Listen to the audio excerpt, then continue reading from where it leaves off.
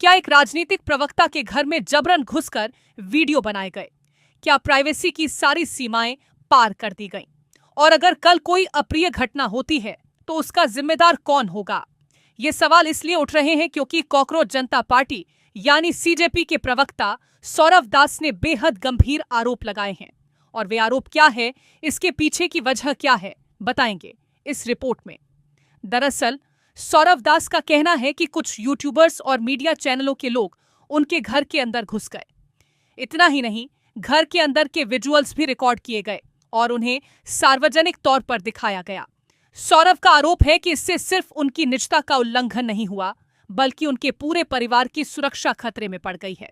अब सवाल ये है कि अगर किसी के घर की लोकेशन, उसके अंदर की तस्वीरें और पूरा सेटअप सार्वजनिक कर दिया जाए तो क्या इससे सुरक्षा पर खतरा नहीं बढ़ेगा? इसी चिंता को लेकर सौरव दास ने 5 अगस्त को सोशल मीडिया प्लेटफॉर्म एक्स पर एक पोस्ट किया। उन्होंने लिखा कि कुछ यूट्यूबर्स और मीडिया चैनल्स उनके घर में घुस आए और अंदर के विजुअल्स दिखा रहे हैं। उनके मुताबिक ये उनकी प्राइवेसी का गंभीर उल्लंघन है। साथ ही उन्होंने कहा कि अगर भविष्य में कोई असामाजिक तत्व उनके घर पर हमला करता है या उन्हें नुकसान पहुंचाने की कोशिश करता है तो इसके लिए सीधे तौर पर वही यूट्यूबर्स और उनसे जुड़े ट्रोल्स जिम्मेदार होंगे। सौरव दास ने इस पूरे मामले में दिल्ली पुलिस से कार्रवाई की मांग भी की है।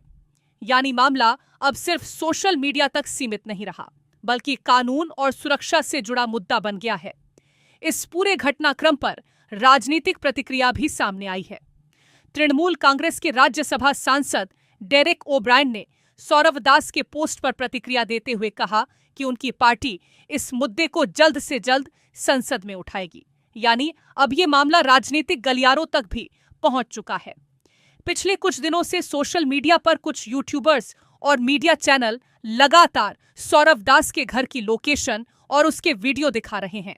दावा किया जा रहा है कि उनके आलीशान घर को लेकर उन्हें निशाना बनाया जा रहा है। हालांकि इन आरोपों की स्वतंत्र पुष्टि नहीं हुई है और जिन यूट्यूबर्स या मीडिया चैनलों पर आरोप लगाए गए हैं उनकी ओर से इस पर सार्वजनिक प्रतिक्रिया सामने नहीं आई है। अब सवाल उठता है, आखिर सौरव दास हैं कौन, जिनको लेकर इतना विवाद खड़ा हो गया? सौरव दास तब चर्चा में आए जब वे कॉकरोच जनता पार्टी यानी सीजेपी के प्रवक्ता बने। दिल्ली के जंतर मंतर पर हुए प्रदर्शन के दौरान वे पार्टी के प्रमुख चेहरों में शामिल रहे। शिक्षा मंत्री धर्मेंद्र प्रधान को हटाने की मांग को लेकर सरकार के साथ हुई बातचीत में भी वे प्रतिनिधिमंडल का हिस्सा थे।